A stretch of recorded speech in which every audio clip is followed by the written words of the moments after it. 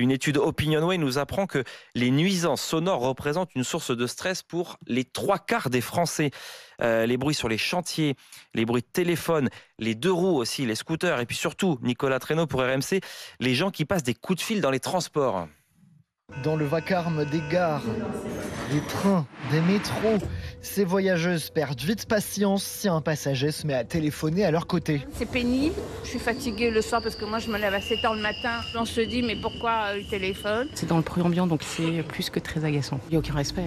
Ça m'est déjà arrivé de changer de wagon. Et ces conversations génèrent du stress chez les 3/4 des Français, indique l'étude. À bord, des altercations éclatent. Ça peut créer des tensions. Et les gens qui téléphonent, est-ce qu'ils arrêtent quand on leur dit ? Pas forcément. Et les gens peuvent le prendre très mal. Ces nuisances représentent un enjeu de santé publique, souligne Christian Hugonnet, le fondateur de la Semaine du son de l'UNESCO, qui a commandé l'étude. Les transports en commun, c'est un continuum sonore. Sur un plan physiologique, ça vient saturer en fait les neurones de l'audition qui sont là-haut. Donc vous êtes excité par un bruit permanent qui vous met déjà en situation de difficulté et d'agression. Il rappelle l'importance de se retrouver fréquemment dans le calme afin de faire retomber le stress et mieux tolérer les nuisances de ses futurs voisins dans le train. Bonjour Mathieu. Bonjour Apolline. Mathieu, est-ce que vous nous entendez bien ? Pourquoi je vous pose la question ? Parce que vous vouliez réagir à ce qu'on disait chez Charles ce matin sur les nuisances sonores et le fait que les Français ont des gros soucis auditifs à cause des nuisances sonores. Vous nous rappelez le truc, Charles ? Les 3/4 des Français, 76% des Français déclarent qu'ils subissent, ils souffrent du bruit au quotidien. On parle du bruit au travail, du bruit à la maison et du bruit aussi dans les transports en commun. On subit notamment les conversations téléphoniques des autres passagers. Et Mathieu, vous avez travaillé pendant 10 ans dans le monde du spectacle. Vous avez eu du bruit dans les oreilles ? Un peu plus que du bruit dans les oreilles, oui. J'étais donc technicien sur plateau, c'est-à-dire sur la scène. Ouais. Et technicien éclairagiste, donc je devais interagir. Et d'entrée de jeu, le pote qui m'embauchait, il m'a dit mais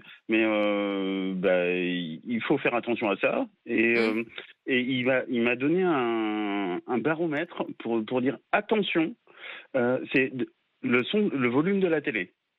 D'accord. C'est-à-dire ? Et en fait, c'est-à-dire que en fait, l'oreille c'est un muscle. Et il faut faire attention à ça. D'accord, mais ça veut dire qu'il faut qu'on fasse attention, y compris dans notre salon, quand on monte la télé, quoi. Ou alors, si on a besoin de trop la monter, ça veut dire que ça va plus, quoi. Exactement. C'est un signe sensible sur l'audition. Et donc voilà, ça c'est un signe avant-coureur.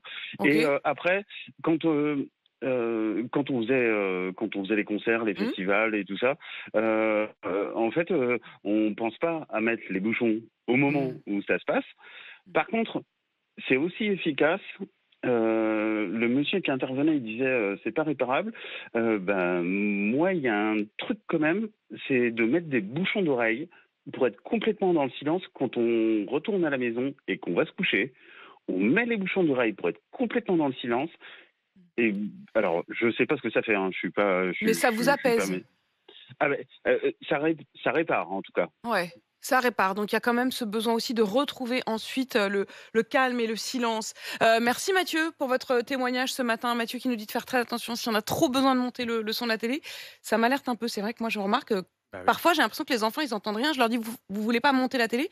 Je me dis que c'est peut-être moi, finalement. Et il faut se réserver des moments de silence tous les jours, nous disait Christian Hugonnet tout à l'heure, le fondateur de la Semaine du son. Des moments de silence. Donc, merci Mathieu. Très belle journée à vous. Mathieu qui nous appelait donc de Fontaine-le-Comte dans la Vienne. Bonjour Didier. Bonjour Apolline. Et Didier, bonjour à tous. Et Didier, vous vouliez réagir à ce sujet. Vous êtes nombreux à réagir ce matin sur les nuisances sonores parce que l'on a découvert que de très nombreux Français, de plus en plus, et y compris chez les jeunes, souffraient des oreilles à cause du bruit, tout simplement. Et vous vouliez témoigner, Didier, aussi pour votre femme.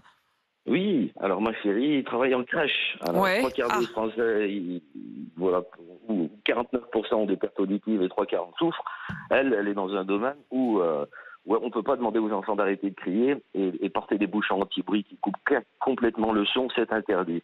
Par contre, votre acousticien dans l'émission de Charles Matin disait que des bouchons existent qui réduisent de seulement 10 décibels et donc on passerait en dessous du seuil qui est nocif et qui est dangereux même puisque perte auditive et à coup Elle s'en plaint Elle a l'impression que ça a vraiment, c'est durable pour votre femme. C'est vrai qu'on imagine, moi, à chaque fois que j'emmenais mes enfants à la crèche, c'est vrai que je me disais, on en sort, on est étourdi de bruit.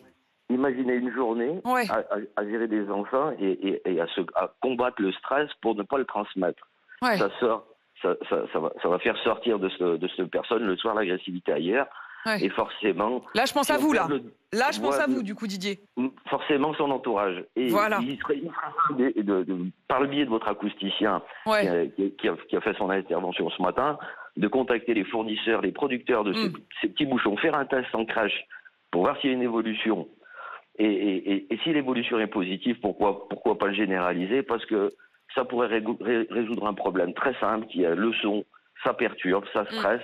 Et sans danger pour les enfants, puisqu'on continue à entendre les bruits. Oui. Ce qu'il expliquait ce matin, c'est qu'effectivement, ce sont des bouchons intelligents, hein, c'est ça? Et qui baissent, qui réduisent. Qui ne suppriment pas du tout les sons, mais qui simplement les réduisent légèrement. Donc, elle entendrait effectivement parfaitement les enfants. Bon, en attendant, ça reste un cadeau de Noël. Hein, malheureusement, on est en janvier, parce que c'est 100 €. Ouais. Mais effectivement, ça peut vraiment lui changer la vie. Hein. Didier, merci beaucoup en tout cas d'être intervenu ce matin. On pense à votre femme, on l'embrasse. Et on pense à vous les soirs.